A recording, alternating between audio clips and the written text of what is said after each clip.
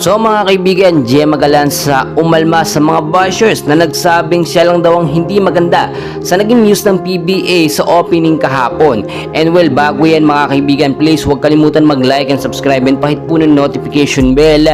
Maraming salamat po. Kahapon nga mga kaibigan ay ang opening po ng PBA season 2024 at naglabasan ng magagandang news po na mga kupunan dito sa PBA. At syempre napasama ang ating pambato na si Maring Gemma Galanza sa kupunan po ng Phoenix Fuel mga kaibigan. And very obvious, inamin po ni Gemma Galanza na first time po niya maglulooks ng ganoon po, yung talagang yung makeup niya pang bonggahan, yung suutan po niya ay super sexy.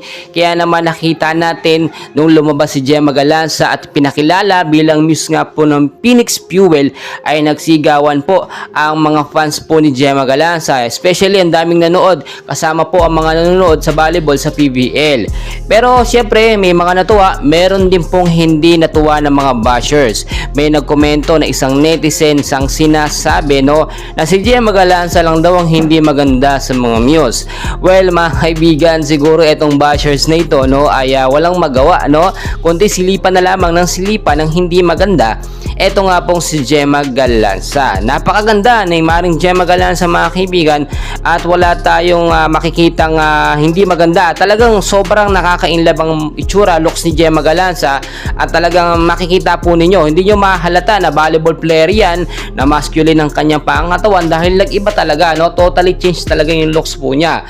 Ayon na rin sa ating mga nakuhang updates ay eto nga pong si Gemma Galanza ang isa sa pinakamagandang naging muse po ng Phoenix Fuel mga kaibigan, pagkatapos po nito nga pong si Sarah Geronimo. Yun yung mga ka-level po na muse na sinasabayan ni Maring Gemma Galanza.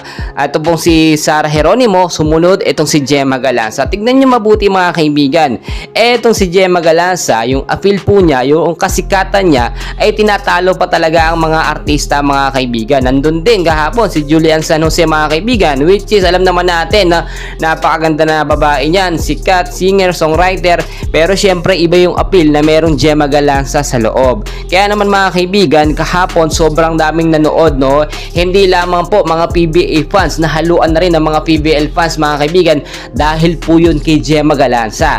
Alam natin na iba ang karisma, kaya naman po kasi kinuha talaga ng Phoenix Fuel etong si Gemma Galanza. Bukod po sa maganda talaga, nakita natin ng ayusan si Gemma na makeup pa na maganda, ay lumabas ang tunay na kagandahan niya, yung beauty po niya na hindi natin nakikita sa volleyball.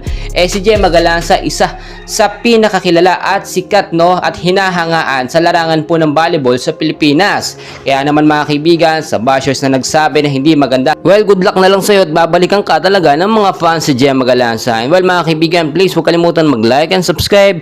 Maraming salamat po.